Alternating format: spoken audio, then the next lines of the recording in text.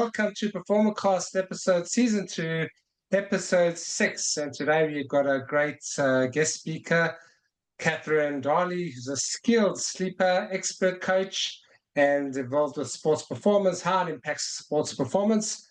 And before we start, I want to remind you to please subscribe to my YouTube channel, where there'll be prize giveaways and lots of other guest speakers and tons of health information coming right here. So please hit the subscribe button, follow me on Instagram and TikTok, and we'll have a lot of interesting conversations. So before we start, I would like to talk about sleep and how important sleep is, because you can't really do much without sleep. And we've got an expert on the line, a coach on the line, Dr. Darley, and I'd love to welcome and I'd love to hear from you about how important sleep is. Well, if you want to boost your athletic performance, you absolutely have to get the sleep that you need. And so many people are cutting short their sleep hours, or they're sleeping at times that are just not right for them. Maybe they're more of a night owl, but they try to go to bed early, get up at 5 a.m. and hit it at the gym, but that's actually working against you. So I'd love to talk about that and some of the sports statistics we see improve with adequate sleep. Yeah, I'd love to hear more. I mean, people think that, you wake up early, 5 a.m., get out of bed, hit the gym first thing. Tell me why that's can work against them. Well, I'll just talk a minute about the science. We have a circadian rhythm that is this 24-hour fluctuation in our function. And each of us is set to be a night owl, a morning person, or neither. It's about a third of people are in each of those buckets. So this idea of getting up at 5 a.m., unless you are strongly a morning person, that's too early for your body. And our sleep state, our sleep physiology, and the state that all of our organs are in is slowed down when we are sleeping, generally speaking. Our heart rate is lower, our reaction time is slower, our blood pressure is lower, respiratory rate, all of that. We're really sleep allows our organs to rest and to go from being in a deep, solid sleep to the alarm going off and we're trying to push it at the gym in half an hour, an hour. Our body just isn't going to be ready to do that. And it's going to be counterproductive, actually. I like that you say that, because it's about getting into your body rhythm and actually listening to it. Because a lot of people think to be successful, you got to wake up early at 5, join the 5 a.m. club, first thing, meditate for 10 minutes, then go to the gym, have a hard workout, even though your body's not ready for it. How can that impact? I mean, you touched on it about poor reaction time, performance, if you're not quite ready yet. How does it, long term, how does that impact sports ability and just long-term health? Well, I want to kind of divide those into two questions. First, let's talk about the long-term health effects. For people who are trying to get up early, yes, you can force yourself through discipline, which of course we need to have some discipline around our life and our goals and our fitness routine. But the challenge is that then people aren't able to go to sleep at 9 p.m.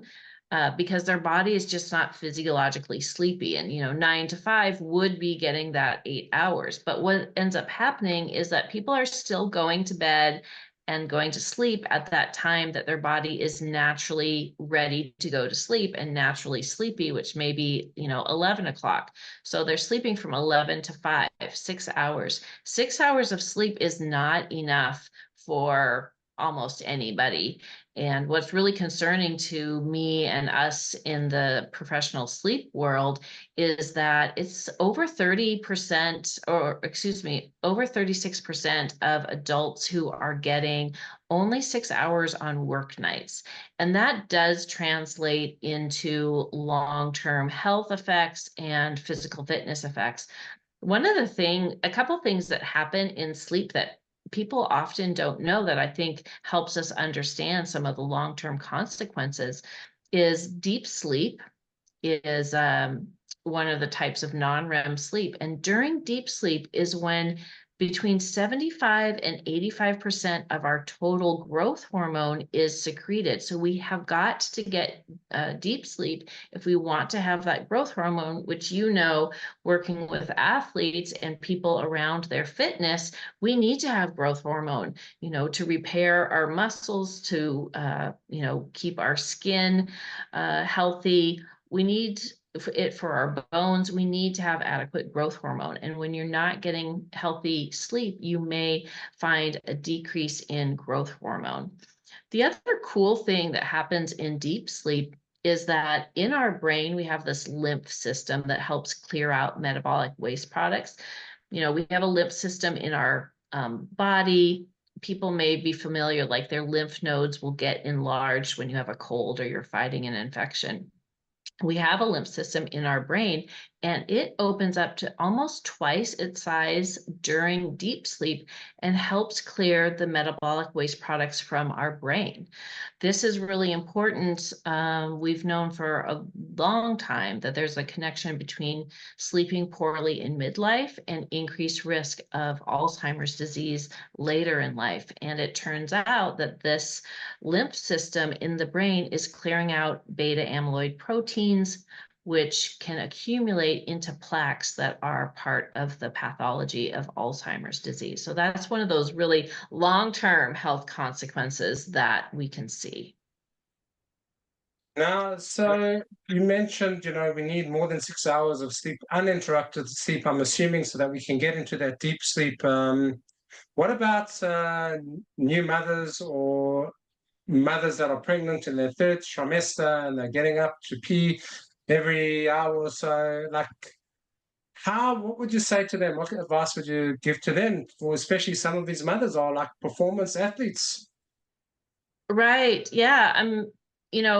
Pregnancy is, you can't change your pregnant state. You need to go through it, right? And be as healthy as possible. So for those moms, to be overall as healthy as possible, they also need to be getting the recommended amount of sleep, which is somewhere between 7 to 9 hours for most adults.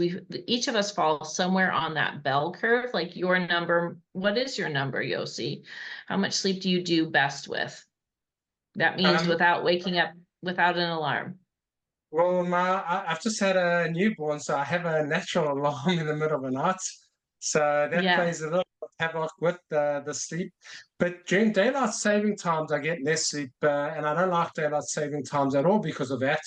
Because everything's later and you need to get things done. And then by the time it's already 11:30, 12, and you're going to bed at that late, and then you're waking up like at 6. So I'm getting now, like, especially with the newborn, if I'm lucky, 6 hours of sleep, which is not good. For me, I know that, but how could I, with when it becomes winter and it's the hours are longer, it's much easier for me to get at least 7 hours of sleep.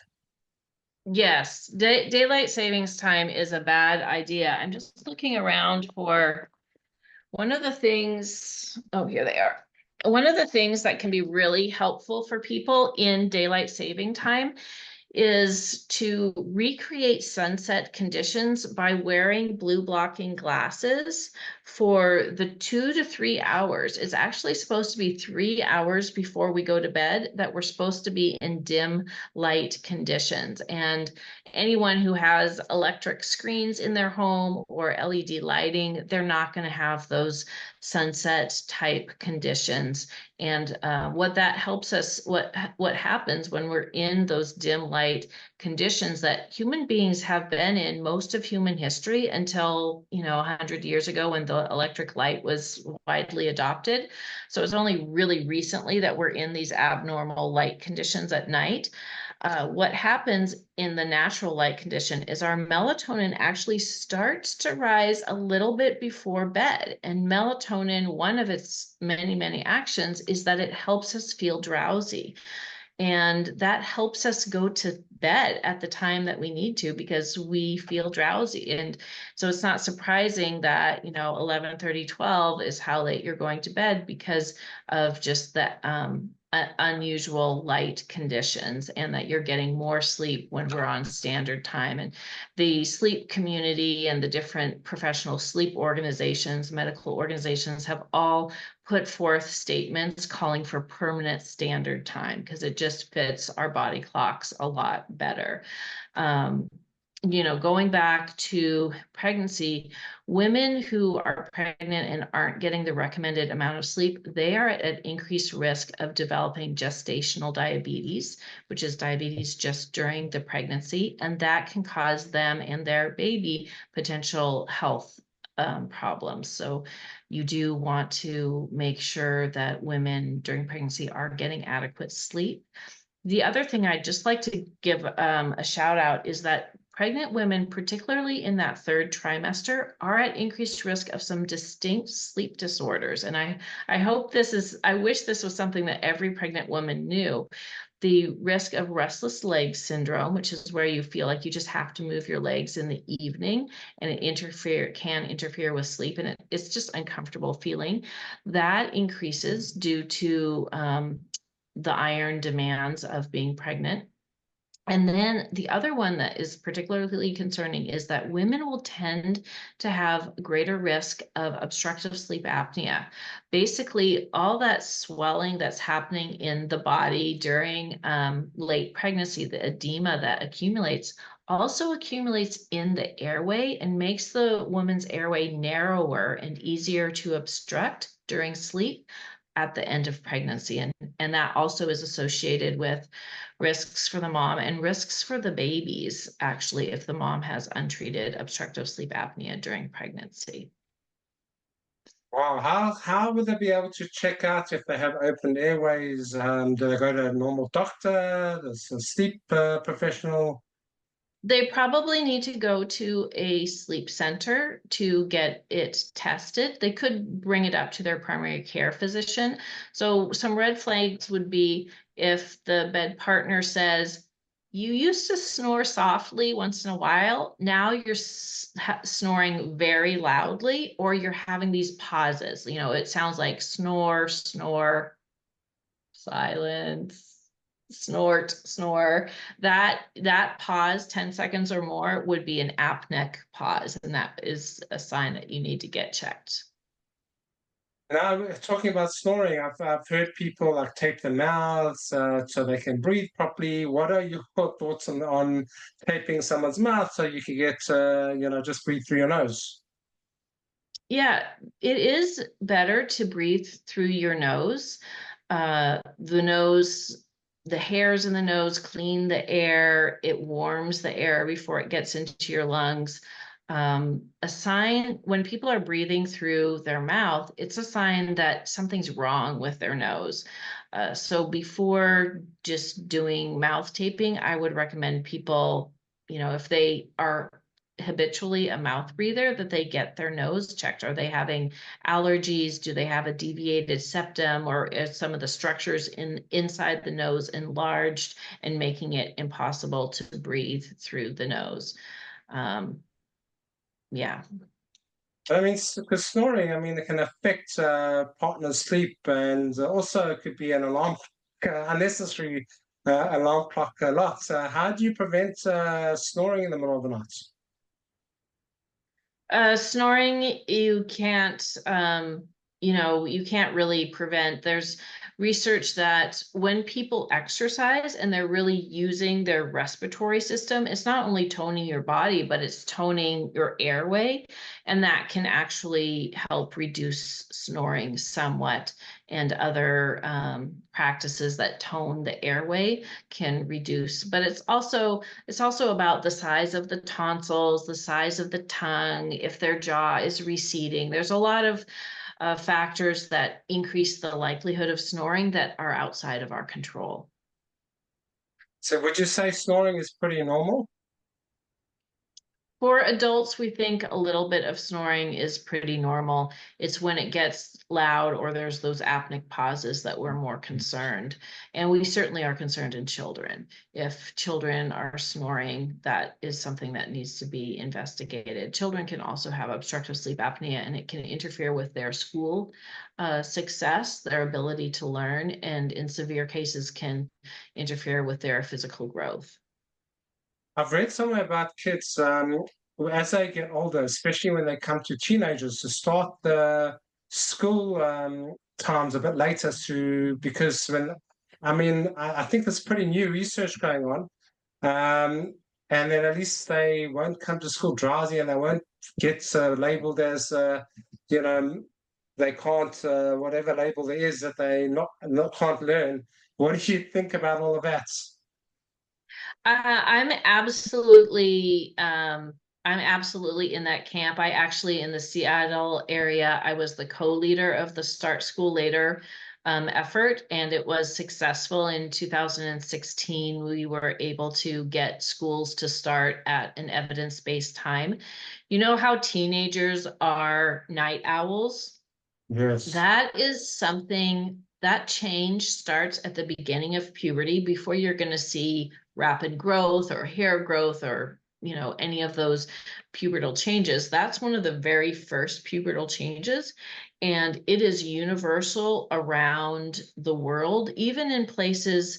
Lots of times the phones get blamed, right? That if they just put down their phone, they'd be able to go to sleep. That is not true. That is false. And in modern day cultures where they don't have electricity, so the young people don't have phones, they're still night owls. And this is really, you mentioned new. It's not actually new research, you'll see. It's something that was well established in the 80s and early Oh, wow. 90s. Maybe Yeah, new to me. there's literally 200 or 300 studies, maybe more at this point, that show that teenagers do better on a later schedule. And there's not one study that I'm aware of that shows in any dimension that teenagers do better with an early school start time. So the recommendation from all the different professional health medical associations is that middle school and high school start no earlier than 8:30 in the morning. And when schools do adopt that, crashes decrease, sports performance improves, academics improve, visits to the school nurse decrease. Just, parents and families have more better relationships, particularly in the morning. There's just a huge number of positives. And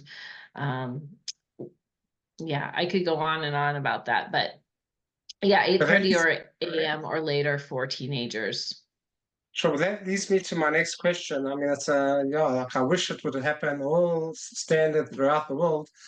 Um, you need, especially teenagers, everyone, like healing takes place from when you go to sleep, say around 9, whatever, 10, until about 2, physical healing.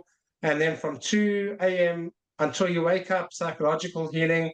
Now, if the teenagers like are going to bed later, night owls, where does that physical healing from sleep come? And does it counteract the effect from waking up a bit later, though?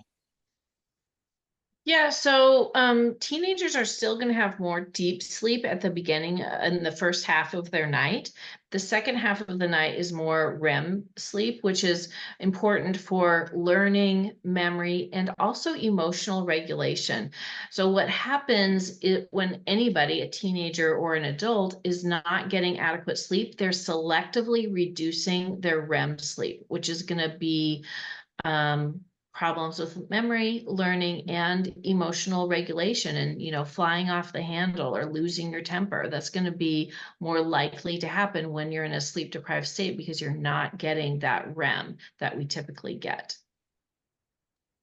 Yeah, it's amazing. So how do we discipline ourselves to get all the distractions, get off our phones? I mean, you said the phone's not really to blame, but with all the social media and notifications and emails and whatever the case is, how do we discipline ourselves? Just put on flight mode and just full turkey? What do we do? Yeah, that's a good question, because motivation and discipline also decrease when we're not getting adequate sleep. So it gets to be a negative feedback loop, right? That you're so tired that you can't be disciplined about your phone, so you get less sleep and the cycle repeats. Um, so this is how I like to do wind down routine, and like being ready to go to sleep at a reasonable hour. Um, on your phone, put an alarm. Like, the only time you put an alarm on your phone is for wind down time, whether it's hour and a half, 2 hours before bed. And then at that time, gather up all of the electronics in your home, dock them in a neutral area, not your bedroom, and dim the lights.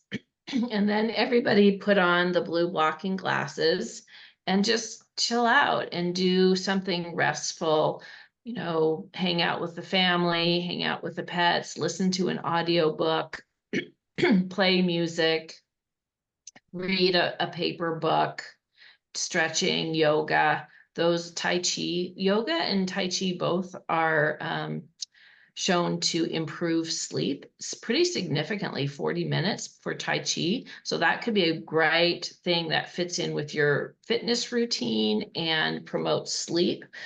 And then the other thing is, there's this false idea that if you have more hours in your day, you're going to have a better day, or you're going to get more done.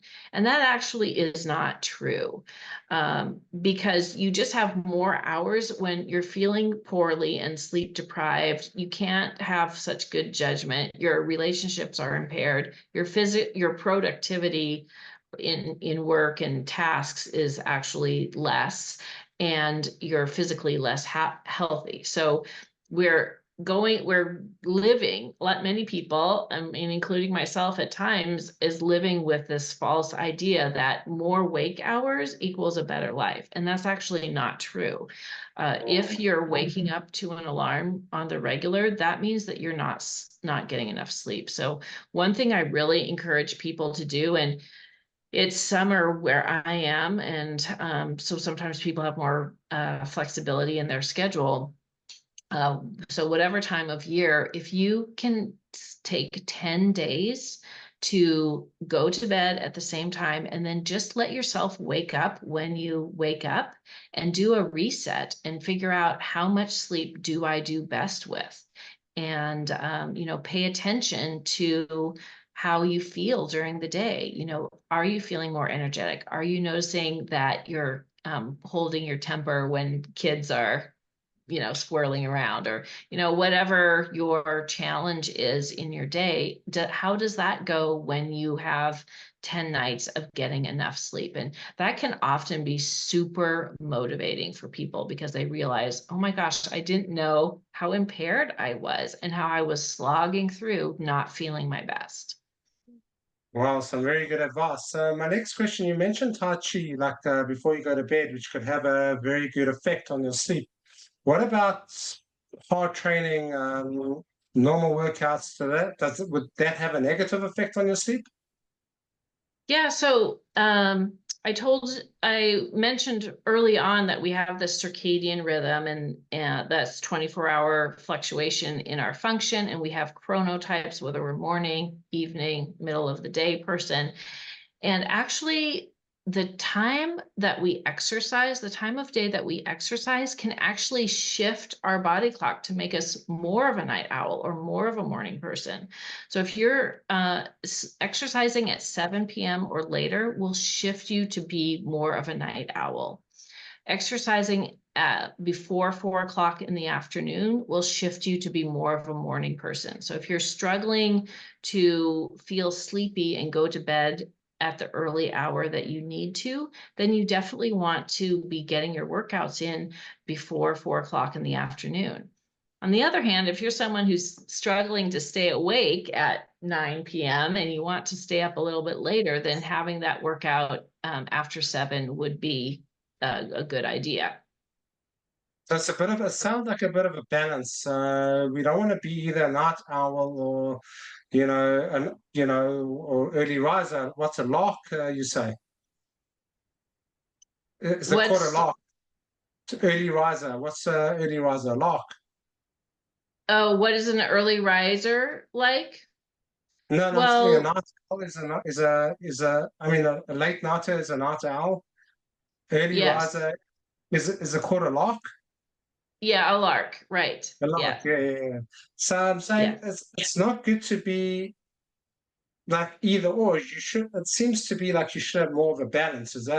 Would that be the right thing? It's actually, I think about it a little bit differently. I Whether we are a morning person or a night person or middle of the road is really hardwired into us at the brain level and at the cellular level. Every cell has a clock genes in it that makes the cell do more or less of its function at different times of day.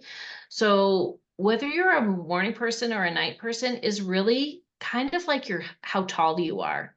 It's something you're given. You didn't have a choice. I'm short. It wasn't like I chose to be short. I'm a morning type, and it's not because I chose to be a morning type. It's just, I'm short, morning type, and that was something I was just born with. So our habits can have a little bit of an influence on it, but it's basically something that you are given, and that's part of why I really advocate for the teen school start times to fit their schedule, because it's not that teens are choosing to be night owls. It's just that that's their set point. And like nutrition, obviously a very big important has a huge effect on sleep, especially caffeine intake. A lot of people go with, I don't know, 8, 10 cups of coffee per day. What's your suggestion in terms of ideal, especially with caffeine and other inflammatory foods like sugar and alcohol? What is your advice on Yeah. all of that? So, um, caffeine after noon is known to have an effect on your sleep. And one of the things that I'm not sure people are aware of is that our sensitivity to caffeine increases as we get older. So, in your 40s, 50s on older, you may not be able to tolerate the amount of caffeine that you were able to tolerate in your 20s and 30s. Um, and so if you find that your sleep is deteriorating, I would reduce the amount of coffee and reduce the time of day. Some people get really sensitive to it and they just can't have caffeine. A man who was, I think, 54, businessman, he was drinking 1 cup of coffee at home, so at like 7 in the morning, and then he was taking a break at work about 10:30, 11, and having a latte. But that's just 2 coffee drinks. That's not a lot. And Seattle is the home of Starbucks. So we have, some very keen coffee connoisseurs here. But, um, that was the problem, disturbing his sleep at 11 p.m. He cut out those 2 cups of coffee and he slept fine and he didn't need to come see me anymore. So, just play around with the sensitivity. Alcohol also interferes with sleep. The recommendation is no alcohol 3 hours before bed. And, with any of these things, play around, experiment, get the information about how it affects you. And then, yeah, you're going out, getting together with family and friends on a weekend. Sure, have the coffee and just know, okay, I might not sleep as well, but I'm going to enjoy this moment with my friends. What about posture during sleep? Like, should there be an ideal posture, position, what not to lie? Because that also is important in terms of health and performance. Oh, absolutely. So you want to have a neutral spine posture when you're asleep. So you're not sleeping face down, because that requires you to really crank your neck to the side. If you're sleeping on your back, it increases the risk of obstructive sleep apnea. So we generally recommend either laying on your back, which sometimes people who are athletes need to do just for comfort reasons, like if they have a shoulder injury, an old shoulder injury or whatnot. The other option is to lay, pardon me, on your side. And if you're going to lay on your side, you just want to make sure that your spine is in neutral alignment. You want to have a pillow underneath that is this proper distance from your shoulder to your ear, not a big pillow pushing your head this way or a thin. So everybody in the household, being different sizes, is going to need a different size pillow. Then you may want to have a pillow underneath your upper arm, just so your shoulder isn't really curled in. And then a pillow between the knees to keep your lower back in neutral alignment. And certainly, you mentioned pregnant women. Pregnant women absolutely need to be lying on their left side, particularly, and having pillows to just keep everything in neutral alignment. You know, women in late pregnancy have a hormone that relaxes their joints, so they really just need to have that support. And would that prevent tossing and turning? I mean, it's natural to move around and turn over. How does that? Yeah, you do want to change position some in the night, and yes, with the pillows, you may have to wake up enough to kind of get untangled and repositioned. Wow, what a subject! I mean, people think of sleep as just they don't see it as a science and how important it is to holistic health and general health. It's like really a lot of amazing information, Catherine.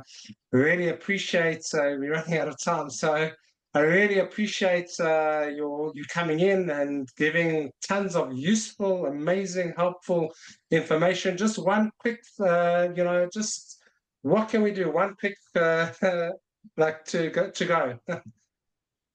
If you could do just one thing, I'm going to sneak in two things, but what we already talked about, the blue blockers at night, 2 hours before bed. And the other thing that goes hand in hand with that, which is super, super important, is to get 20 minutes of light in the first couple hours of the day. And then every couple hours, go outside and get natural light for 10 minutes. You want to be in like historic light conditions, which is outdoors during the day and indoors at night in dark rooms. Where can we get hold of you if people want to know more? I am on Substack at Skilled Sleeper and also on Instagram. And I have a course for athletes that's all about improving your sleep and improving your athletic performance. You can find that at skilledsleeper.com.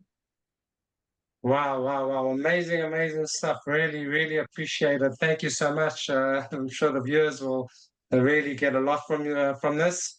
Just a reminder, please hit the subscribe button on my YouTube channel. There are going to be giveaways in our later talks. So thank you for watching. Hope you keep sharing it up. It's some really good information. And thank you so much again for coming on the show, Catherine. Really appreciate it. Thank you. Sleep well, everyone.